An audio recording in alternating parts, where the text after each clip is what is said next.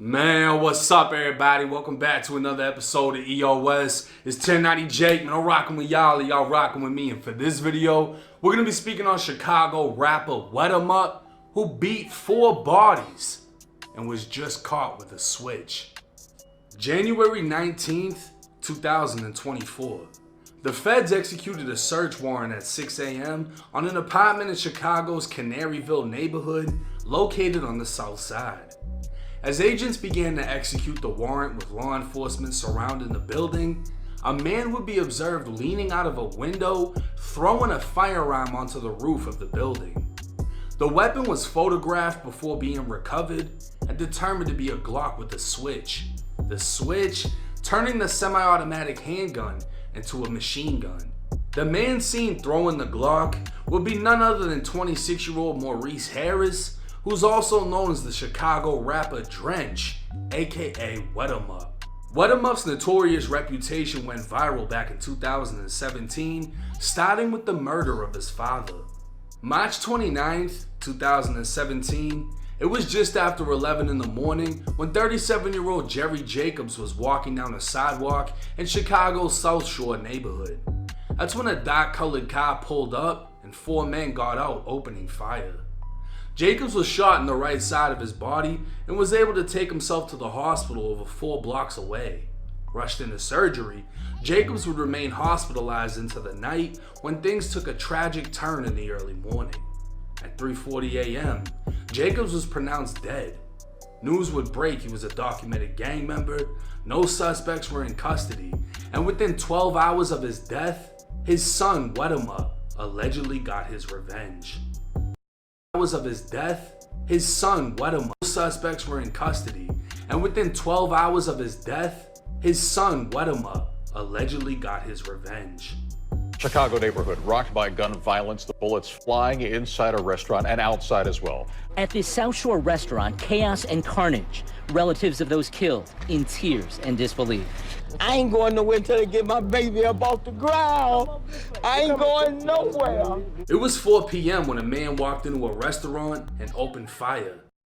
Looking for the motivation to get yourself back into the gym? UFit is making it easy. All you have to do is walk in.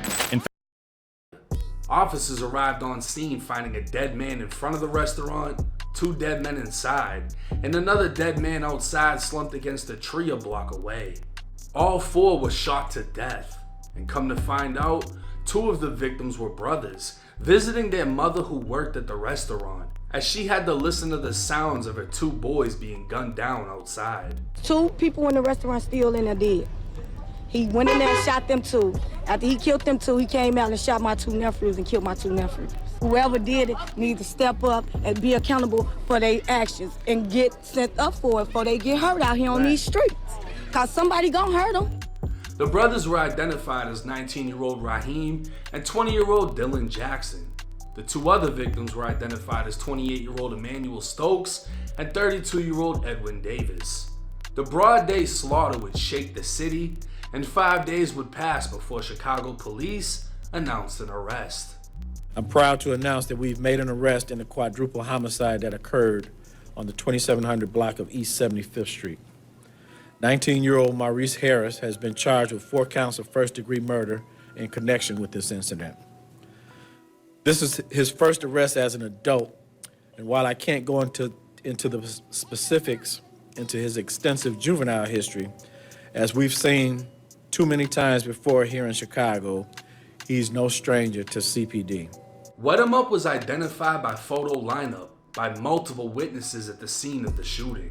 He'd be held without bond and remain in the Cook County Jail for the next 3 years until July of 2020. A court hearing would yet again shake the city as prosecutors announced the evidence was insufficient to meet the burden of proof.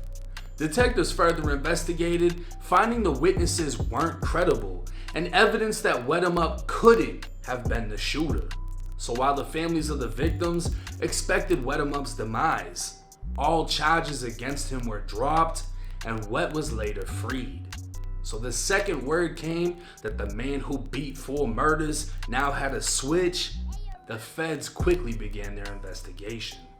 Days after the search warrant, the feds would highlight 2 music videos by Wet, one titled Death and another titled Murder Man. In both songs, Wet recited lyrics about switches and murder. Multiple lyrics would be written into the federal complaint, although at no time was Wet seen possessing an actual switch, just rapping about them. Wet would be charged with possession of a machine gun and now faces up to 10 years in federal prison. With the quadruple murder being Wet's first adult arrest and the fact that he beat all charges, Wet doesn't have much of a criminal history and luckily wasn't a felon, dodging another federal offense. Given his weak criminal history, Wet can expect anywhere from 3 to 5 years with a guilty plea. Now, Wet 'em Up is going to prison. When you get a Fed case, it's pretty much sealed. And I mean, law enforcement literally watched him lean out of a window and throw a Glock up onto the roof. Then they went on the roof, found the Glock with a switch. It's like said and done at that point. It's just gonna be a matter of how much time he gets. He can get up to 10 years, but looking into similar cases for first-time offenders or people that don't really have a criminal record like that, you got motherfuckers getting caught with switches that are getting 6 years, 5 years, a little over 2.5. So he could get, my estimate, somewhere between 3 to 5. But he's definitely gonna go to prison. I mean, it's a fucking Fed case. Now, Wet was given another chance at life. He got picked up on 4 murders. Whether or not he had anything to do with it, people that didn't like him were at the scene, watched 4 people get smacked, and then said, hey, we saw him do it. We know it was him. We saw it was him. And detectives later found out that they weren't credible witnesses. They were just most likely telling on their op who was Wet 'em Up, whose father had just got killed. So they are the ones that most likely gave the narrative to the investigators. Yo, his dad just got shot. He must have just slid for revenge. We saw him at the scene. And it took over 3 years for him to beat that case. Which sounds like a lawsuit in itself, because if you put me at the scene and got me charged with 4 murders because you said I was there and then it was proven I wasn't, and I just had to do over 3 years in jail, how is that not a lawsuit?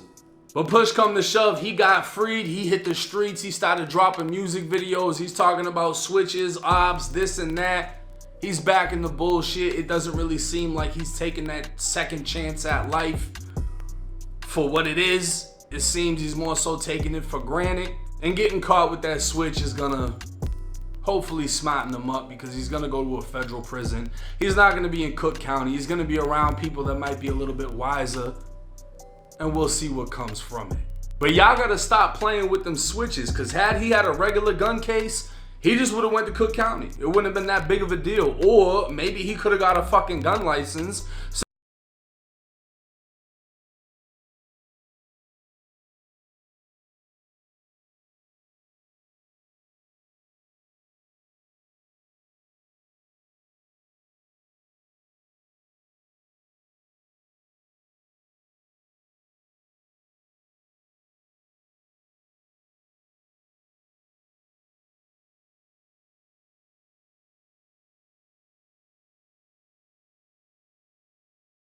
Since he doesn't have that bad of a criminal history. But you get caught with a switch, no matter who you are, you're gone. You're going to federal prison. Like, they're not playing about them switches. You know what I'm saying? Nobody's walking around with machine guns, and that's not even a gun to just have on you. People specifically use that to go do shit with it. So it's like, you got a lot of motherfuckers that want to switch just so they look the part. Like, oh yeah, I got one of these bitches. And then you get locked up and you go into the feds because you got caught with that motherfucker. Stay away from the switches. Let me know y'all's thoughts and comments in the comments section. It's 1090 Jake. I'm rocking with y'all, and y'all rocking with me. Until next time.